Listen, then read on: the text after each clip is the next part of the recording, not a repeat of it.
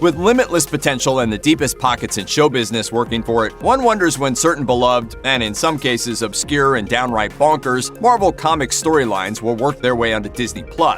Here are a few crazy Marvel stories we hope will soon hit the small screen. It's no secret that Netflix's Iron Fist had its problems. It lacked the grit of Daredevil, the intrigue of Jessica Jones, or the charm of Luke Cage. However, those that stuck around to the end of the second and final season will know his storyline was poised to get into some pretty fun and super mystical territory. As the character never failed to mention, he was the immortal Iron Fist, tasked with protecting the magical city of Kunlun. But it was hinted that Kunlun wasn't the only magical city worth protecting. Kunlun is one of the 7 capital cities of heaven. I probably never should have left. In the comics, Danny's status as the Iron Fist makes him the perfect champion to represent Kunlun in the tournament of the 7 capital cities of heaven. See, Iron Fist Home is just one of 7 cities that converge every 88 years for a good old-fashioned Mortal Kombat-style fighting tournament. Although Iron Fist may not have been the best show in the ill-fated Marvel-Netflix partnership, it was at its best when it was showing off cool fight scenes and even cooler characters. Adapting the 7 capital cities of heaven storyline would basically offer the character we know a bevy of opportunities to fight high-concept martial arts masters with powers and gimmicks of their own. Now, there's a lot of stuff about portals, world domination, and the politics of heavenly cities. If the studio can see fit to bring any of the Defenders back, this story might be the way to go. Deadpool kills the Marvel Universe is pretty straightforward in that it's just what it sounds like. The talkative Wade Wilson that we all know and love becomes just a little more unhinged and makes it his mission to kill literally every superhero and supervillain in the galaxy. And honestly, we think it would make for a pretty awesome Disney Plus show. After all, part of what makes Ryan Reynolds' Deadpool movies so appealing is their irreverence in the face of a superhero genre that often takes itself too seriously. Now, thanks to the Disney-Fox deal, the actor has already said he's working on a 3rd Deadpool project with the fellas over at the MCU. What better way to introduce the fourth wall-breaking character to his new superhero family than with a canon-defying romp where he battles every single one of them? It may sound dark, but that darkness is what makes the comic storyline so fun. Deadpool uses Pym particles to blow up most of the Avengers. The truth about his reality causes Professor X to go brain dead, and even battles Wolverine while wearing Beast's hide as a furry cape. It's over the top, sure, but it's the perfect way for Wade Wilson's self-aware anti-hero to enter the MCU and have a little meta fun in the process. Obviously, the plan wouldn't be to leave Spider-Man with a bullet in his head like the comic does, but with the What If cartoon and the time travel element of Infinity War and Endgame on the table, anything can happen, as long as it's fun. I think it's gratuitous, but whatever.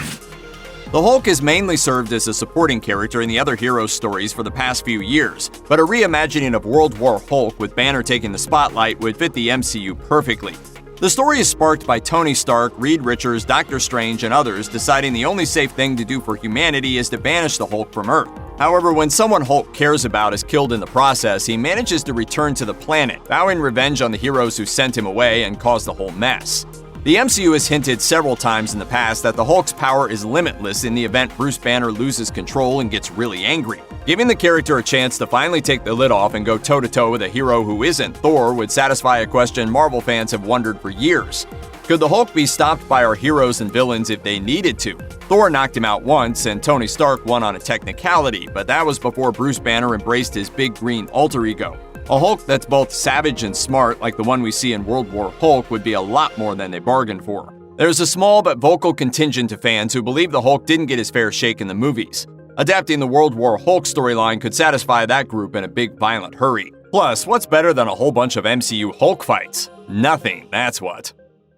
After the first Guardians of the Galaxy movie dealt so heavily with the Nova Corps, many believed that the introduction of Richard Rider, the classic Nova of the comics, wasn't far behind.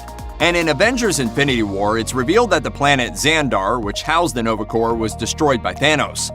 A similar event happens in the comic books, setting the lone surviving member of the Nova Corps on a journey to introduce one of the most powerful comic superheroes. So why should Nova's epic story be adapted for Disney+? Simply put, Guardians of the Galaxy whet fans' appetites for more stories set in the cosmic reaches of the Marvel Universe. Some of the strangest and most important comics take place on the fringes of the Marvel Galaxy, and since the third Guardians film is set to bring Peter Quill's story to an end, we need someone else out there exploring the vast reaches of the cosmos. So perhaps it's time to open the space travel doors in a way that's both accessible to the audience and that expands the universe even more. This doesn't even run the risk of brushing up against the main storyline of the movie, since it's a lot easier to miss something going on in the far reaches of the galaxy than in, say, Lower Manhattan. Overall, the possibilities are endless. If we're being honest, no character fared worse in the translation from the pages of Marvel comic books to the big screen than Scott Summers. When he wasn't playing second fiddle to Wolverine and Jean Grey, he was being unceremoniously killed off screen. Meanwhile, his comic counterpart is not only a capable and principled leader, but he often operates as the voice representing the mutant community in conversations with fellow team leaders like Iron Man, Mr. Fantastic, Black Panther, and more. So since the X-Men movies failed Summers in every way possible, maybe it's time to seize the opportunity provided by Disney Plus to remove him from the X-Men and just do some cool stuff with a guy that can shoot concussive force blasts out of his eyes. For example, Disney Plus could take the story from 2014 where a time-displaced Cyclops finds his way to space and goes on an adventure with his father, who he thought to be deceased. Better still, he finds out that his dad is a freaking space pirate. Putting Cyclops in the cosmos would not only help remove him from the X-Men, but it would put him where he belongs, on the playing field with other major recognizable characters. Marvel can take all the time it needs to figure out how to bring X-Men and mutants into the MCU. While that happens, maybe it's a good look for the new owners to rectify the mistakes made to one of its most beloved characters by the past movies and give Cyclops his own story. If we've learned anything from pro wrestling, video games, and even the MCU itself, it's that there's nothing better than a battle royale with a ton of characters taking each other on in no-holds-barred combat. In 1984, the Marvel Universe staged its very own all-hands-on-deck rumble with the Secret Wars storyline. It saw a being known as the Beyonder gather a collection of Earth's greatest heroes and villains on a planet not so subtly named Battle World. It was also one of the most popular comics at the time, as it marked the first major crossover event in Marvel history. While the Marvel Cinematic Universe eventually evolved into a series of incredibly well-executed crossover events, Secret Wars has still got a lot that fans would love to see. With the X-Men and the Fantastic Four being incorporated into the MCU, we could get the entire universe of Marvel Comics together on screen for the very first time. The original Secret Wars spawned a couple of direct sequels, including one where, no kidding, Spider-Man had to teach the Beyonder how to use the bathroom. But in 2015, they put a new spin on the concept. Also called Secret Wars, the story saw Marvel characters from different universes crossing over with one another. While the multiverse logistics would need some polishing, a cosmic-level event or a being like the Beyonder might provide a quick and easy way for mutants to suddenly be around, or for Stark Tower to somehow become the Baxter Building without a lot of origin story mess. Disney Plus gives the MCU a rare opportunity to play with its own mythos without the ultra-high stakes of a major blockbuster release. The original Secret Wars caught some criticism for its somewhat simplistic writing, but it helped usher in the world of major comic crossover events that the MCU perfected. In many ways, the world of the MCU can be split into pre- and post-Civil War eras. He's my friend. So was I. It not only divided our heroes until Thanos launched his attack and became an unavoidable threat, but it forced all of the Avengers to grapple with a serious moral question and to take sides accordingly.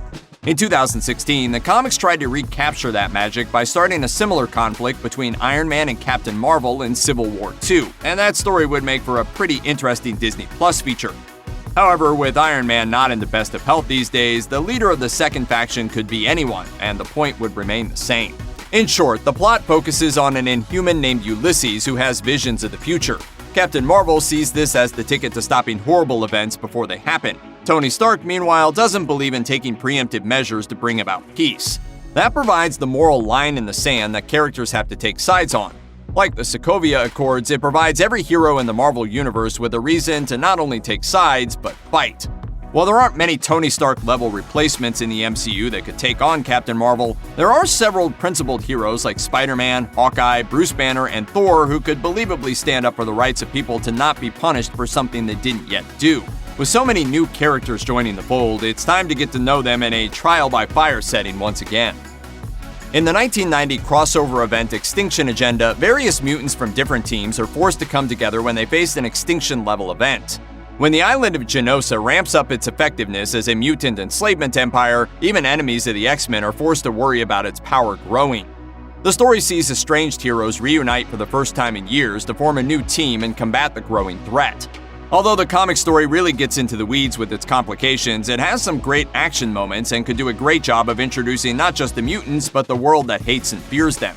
Despite its very 90s trappings, X-Tinction Agenda has pretty much everything you'd want from an X-Men story, from dynamic action to the metaphor of the X-Men fighting society for their right to exist.